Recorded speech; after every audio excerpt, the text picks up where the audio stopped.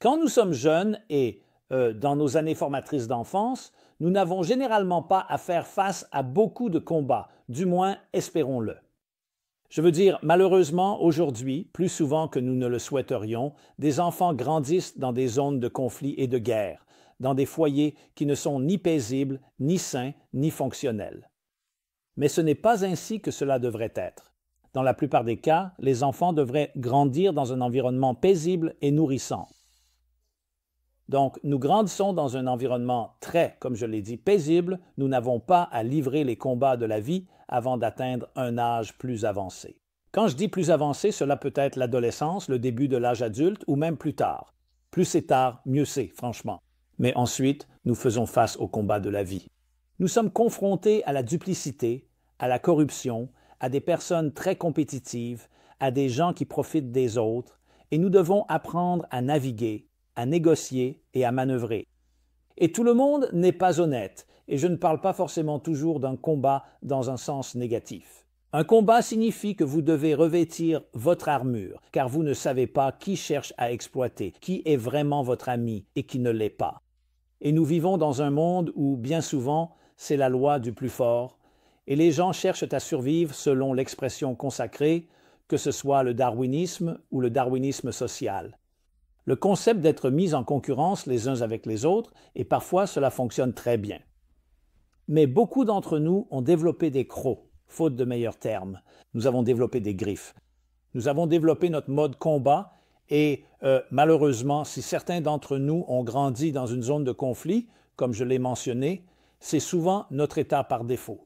Mais même si ce n'est pas notre état par défaut, même si nous avons grandi dans un endroit magnifique, il arrive un moment où l'on perd sa naïveté et où l'on réalise soudainement que, dans certains contextes, je ne peux pas simplement être généreux et agréable en toutes circonstances. Nous devons toujours être agréables, mais nous ne pouvons pas toujours être complètement sur nos gardes, car les gens peuvent profiter de nous.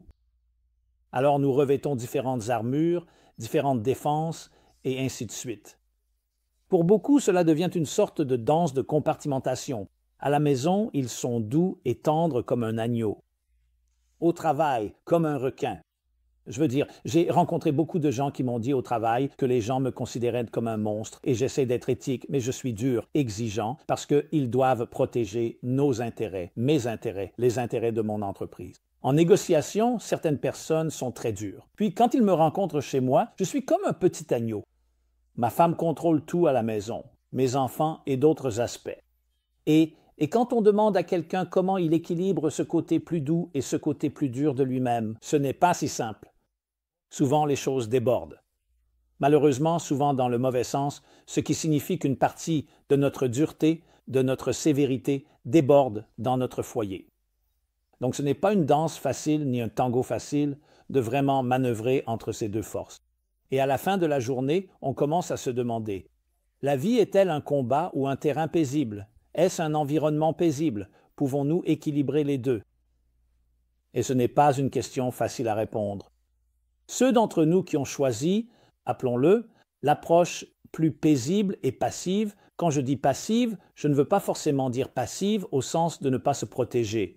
Mais nous ne voulons pas être confrontés, nous n'aimons pas la confrontation, et il faut souvent faire des compromis dans cette course effrénée à la compétition, les montagnes russes de la vie. Et beaucoup d'entre nous choisissent en fait une vie beaucoup plus calme, une vie rurale. Les gens quittent la réserve, pour ainsi dire, les villes, les communautés urbaines, et vont dans un endroit un peu plus confortable, un peu plus à leur goût, où il y a des pâturages et la nature sur leur montagne, en quelque sorte, leur oasis. C'est une vie bien plus facile, mais c'est difficile à imaginer pour beaucoup d'Occidentaux, surtout dans le monde occidental, certains d'entre nous sont trop accros. Vous savez, moi je viens de New York, je suis un New-Yorkais. Être New-Yorkais, c'est avoir une certaine énergie à haute intensité et il est difficile d'être dans cet environnement très stimulant tout en gardant la paix intérieure. Mais ce que je veux partager avec vous, c'est qu'en réalité, les deux sont possibles et que nous pouvons les équilibrer. Et même plus encore, nous pouvons les intégrer.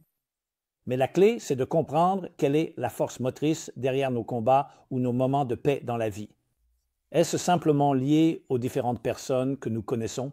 Autrement dit, avec la famille, les amis, les personnes en qui vous avez confiance, c'est là que vous adoptez une attitude plus calme, et ce sont les personnes étrangères, celles qui ne sont pas dignes de confiance ou qui suscitent encore le doute. Là, vous êtes plus sur la défensive, ou y a-t-il quelque chose de plus profond? Je pense que tout revient toujours à la question de qui nous sommes et de ce qui motive nos vies. Et c'est là que le roi David entre en jeu. Le roi David, si vous lisez son histoire, le humble roi David a commencé de manière très modeste. Il était berger. Un berger, il s'occupait des moutons, tout comme les patriarches dans la Bible, les patriarches bibliques qui ont choisi d'être bergers, et on nous explique pourquoi. Parce que les moutons sont essentiellement dociles et apprivoisés. Ils ne demandent pas beaucoup d'attention, il faut les surveiller, mais c'est très propice à une personne de nature spirituelle, un poète, un romantique, un rêveur, de passer du temps dans les pâturages. Les moutons broutent pendant que vous pouvez méditer, prier et être attentif, quelle que soit l'expression que vous préférez utiliser. C'est bien plus profond, plus introspectif.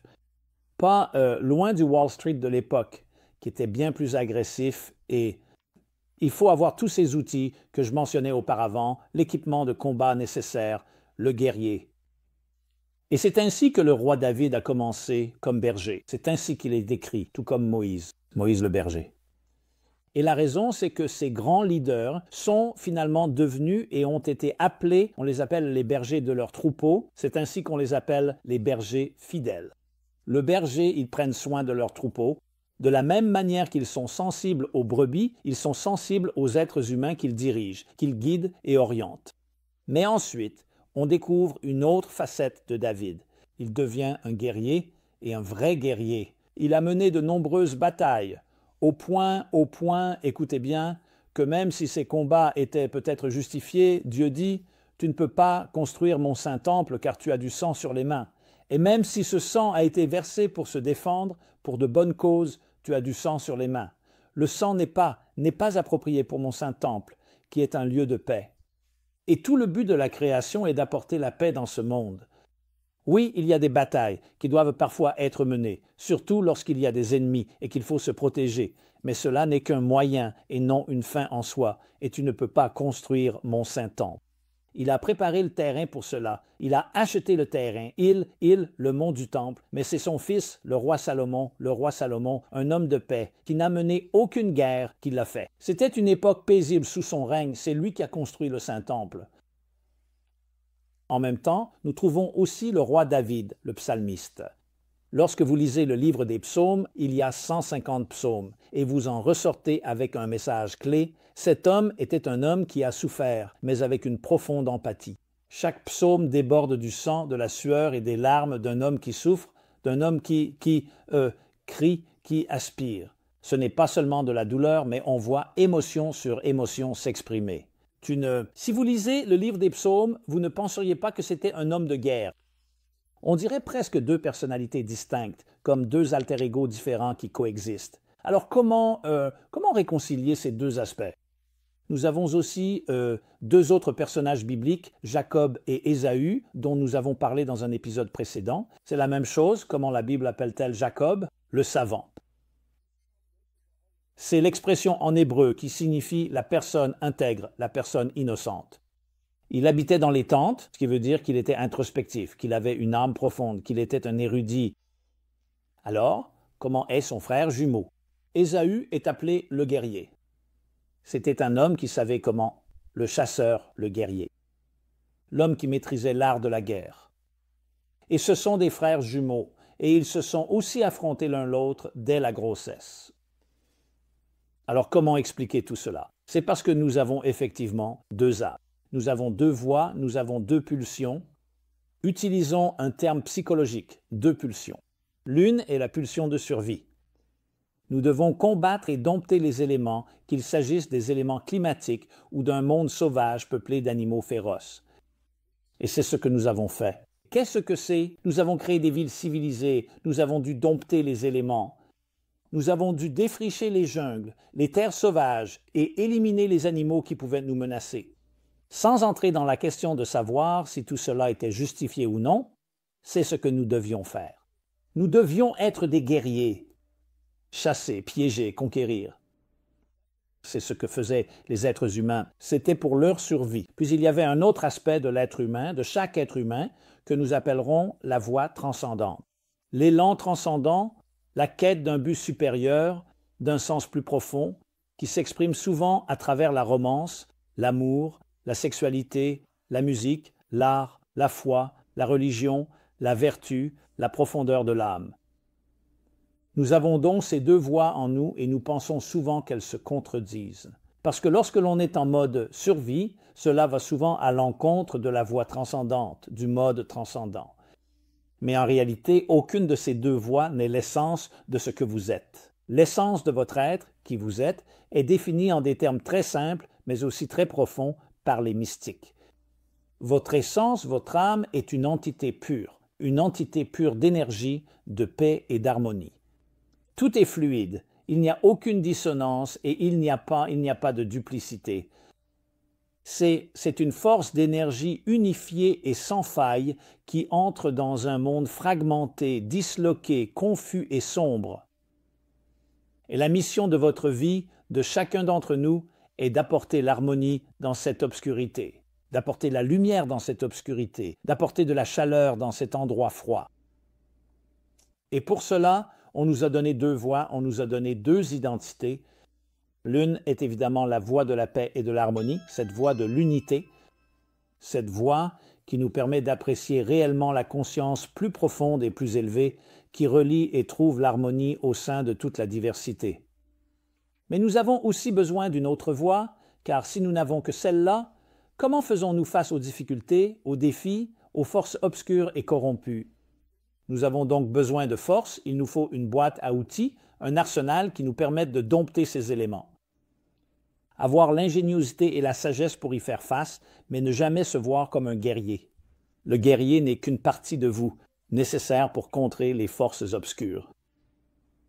Pour contrer les forces qui ne sont peut-être pas alignées, qui peuvent traverser différentes formes de dissonance et d'autres peurs psychologiques, inhibition, insécurité et tout ce qui accompagne ce côté de la vie.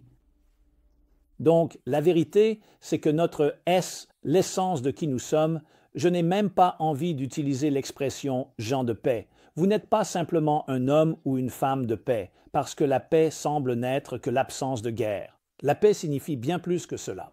Shalom en hébreu signifie complet. Un sentiment de fusion et d'intégration totale de chaque aspect de votre vie. Parfois, on entend le concept qui explique la différence entre le cerveau droit et le cerveau gauche, où le cerveau gauche s'occupe des détails de votre vie et le cerveau droit relie tous ces éléments entre eux. Vous avez probablement tous entendu parler de cette fameuse conférence TED, qui est aussi devenue un livre, Stroke of, comment ça s'appelait déjà? Un coup de génie, ou la neuroscientifique. C'était une neuroscientifique. Elle est devenue neuroscientifique parce que son frère était schizophrène, donc elle voulait comprendre. C'était quelque chose de très personnel pour elle. Et puis, elle a été victime d'un AVC, un AVC qui a paralysé une partie de son cerveau droit. Et elle a dit, je pouvais voir les détails, mais je n'arrivais pas à les relier entre eux. Il y avait une brosse à dents, du dentifrice, ma bouche. Donc, soudainement, je voyais l'harmonie dans tout, mais pas la décomposition en détails. Je ne fais qu'en résumer l'essentiel, mais c'est un concept fascinant quand on y pense. Parce que la physique, bien sûr, nous enseigne que tout est intégré. Il y a comme un patchwork invisible c'est comme une mosaïque de tous les détails. Lorsque nous voyons des détails, c'est uniquement parce que c'est ainsi qu'ils apparaissent à un niveau superficiel ou, on pourrait dire, externe. Mais sous tout cela se trouve une unité intégrale qui relie tout, même si nous vivons aussi dans un monde de diversité. Alors, comment apporter cette harmonie, cette unité dans un monde de diversité, voire de division? Pour cela, il nous faut deux outils. Le premier, c'est la voie de cette harmonie, c'est-à-dire un sentiment d'un état de conscience supérieur qui unit tout, mais nous devons apporter cette lumière unificatrice dans un monde qui est dispersé, voire fragmenté, et qui peut même devenir si divisé qu'il en résulte la guerre, le conflit et la discorde, que ce soit en nous-mêmes, dans nos familles, dans nos communautés ou entre les nations. Donc, nous avons besoin des deux. Je ne sais pas si certains d'entre vous sont des fans de Star Trek, mais dans Star Trek, il y a un épisode où le capitaine Kirk se rend quelque part et il lui arrive quelque chose qui le divise en deux parties. L'une représente son jugement, sa sagesse, sa sensibilité, et l'autre la part plus agressive de lui-même, et c'est fascinant de voir à quel point elles ont besoin l'une de l'autre. La partie agressive est très rusée et très malicieuse et agit uniquement dans son propre intérêt, mais possède une certaine force, une puissante énergie.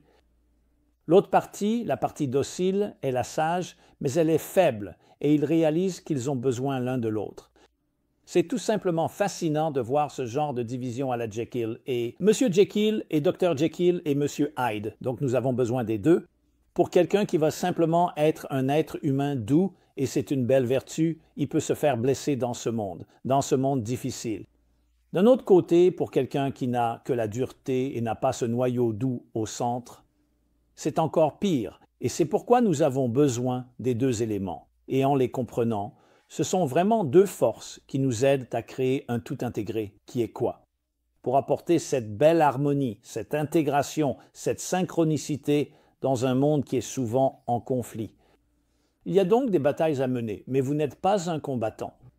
Vous êtes essentiellement une âme dans un monde physique, faisant de votre mieux pour apporter cette dimension spirituelle et spiritualiser le monde matériel dans lequel nous vivons. Le matérialisme en soi est essentiellement un combat.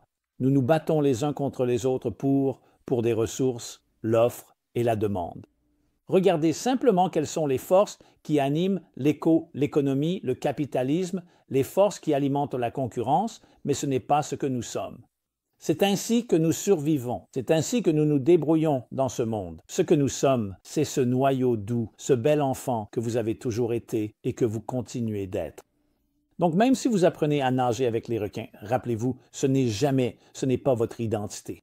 C'est un outil et il ne devrait être utilisé que lorsque c'est nécessaire et toujours de la bonne manière, de façon éthique, car ce n'est pas une fin en soi. Malheureusement, il y a des personnes qui grandissent, qui vivent dans ce monde, et j'en ai rencontré beaucoup, qui sont soit des personnes en colère, soit des personnes pleines d'amertume, qui estiment que la vie a été injuste envers elles, qui commencent toujours par penser qu'elles sont attaquées et se retrouvent donc constamment en mode combat. Il y a une certaine défensive, une certaine agressivité, et on peut toujours remonter, vous verrez, à l'enfance ou à des expériences, des traumatismes qui les ont amenés à être ainsi. Je me souviens, il n'y a pas longtemps, d'avoir été à l'aéroport, et il y avait une femme extrêmement agressive qui poussait, et on avait l'impression que tout le monde lui passait devant, et j'observais la scène en essayant de lui dire quelque chose de gentil. Elle n'était pas en train de l'entendre, ni de l'accepter. C'était un vendredi, alors à un moment, je lui ai dit « Bon Shabbat ». Elle était juive. C'était juste une supposition, et quelque chose s'est adouci en elle. Pas complètement, mais un peu. Et je lui ai dit « Vous savez, quand on arrive à Shabbat, on l'appelle Shabbat Menuha, c'est un jour de paix. C'est pour cela que nous commençons par allumer les bougies. Si vous allumez les bougies, vous savez, elle dit « Oui, j'allume les bougies ». Qu'est-ce qu'une bougie? Une bougie est un symbole de paix, mais elle fait quelque chose qu'aucune arme au monde ne peut accomplir.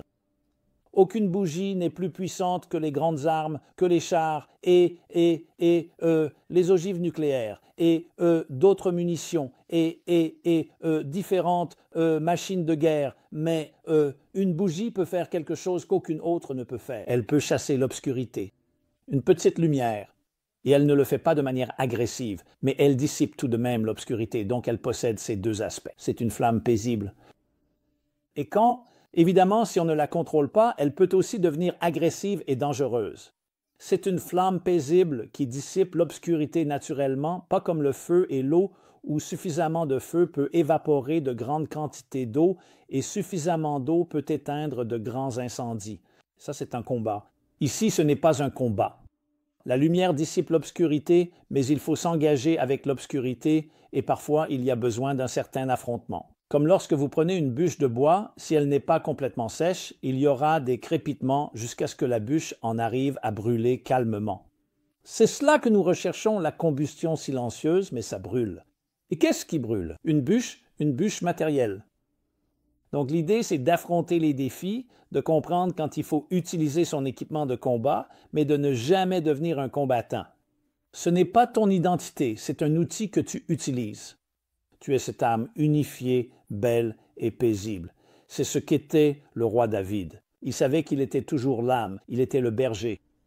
Mais il y avait des guerres à mener et il en a payé le prix parce qu'il a mené ces guerres. Même un peu de sang sur les mains suffisait. Et là, c'était beaucoup de sang. Il a versé beaucoup de sang. Donc il a compris, car en réalité, même si cela pouvait être justifié, ce n'est pas l'objectif. Nous voulons un temple de paix. Nous voulons un Shabbat. Nous voulons l'harmonie, le calme et la tranquillité. Et pour cela, il faut aussi avoir l'autre facette de la personne, c'est-à-dire le psalmiste en lui. Ainsi, David, malgré toutes les guerres qu'il a menées, le roi David était aussi le psalmiste. Et il nous a laissé ce formidable recueil de poésie, de psaumes. Et il a même demandé à Dieu que ce soit le livre que tout le monde utilise lorsqu'il prie vers toi. Puisse-t-il être ta volonté que ce soit ces paroles que chacun prononce. Et c'est ce qui s'est passé. Depuis le roi David, des milliers d'années plus tard, aujourd'hui encore, nous récitons le livre des psaumes lorsque nous sommes dans le besoin.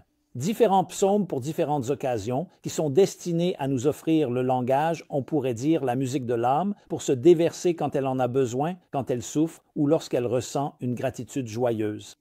Tout ce que nous exprimons depuis ce lieu plus profond, le livre des psaumes nous l'offre. Ainsi, la même personne qui était un guerrier nous a aussi donné les psaumes, car au fond, au final, il n'était pas un guerrier, il était un berger. C'était une âme sensible, et probablement plus sensible que quiconque, comme on peut le voir dans le livre des psaumes. Nous avons ces deux voix en nous, nous avons ces deux forces. Nous avons besoin des deux, mais souviens-toi de quelle est ta véritable identité. Et c'est l'une des leçons les plus importantes que l'on peut tirer des personnages bibliques décodés à partir du roi David. J'espère que nous pourrons tous l'appliquer. J'espère avoir de vos nouvelles. J'aimerais beaucoup connaître vos réflexions à ce sujet, vos retours, vos commentaires. Et bien sûr, n'hésitez pas à partager avec d'autres. C'était Simon Jacobson, Meaningful Life Center, meaningfullife.com. Venez nous découvrir. Une large gamme d'offres différentes, programmes, vidéos, audio, podcasts, textes sur toutes les plateformes de réseaux sociaux à votre disposition. N'hésitez pas à en profiter. Et encore une fois, j'aimerais vraiment avoir de vos nouvelles. Puissions-nous tous nous rassembler dans cette glorieuse symphonie, dans cette mosaïque, en trouvant l'harmonie au sein de notre diversité et en ayant à livrer le moins de combats possible. Après toutes ces années d'histoire, après toutes les guerres et les batailles menées, nous sommes à une époque où nous pouvons honnêtement dire que nous pouvons transformer les épées en socs de charrue, transformer même les outils agressifs en instruments de belle croissance et d'harmonie entre nous tous. Portez-vous bien et soyez bénis. Merci.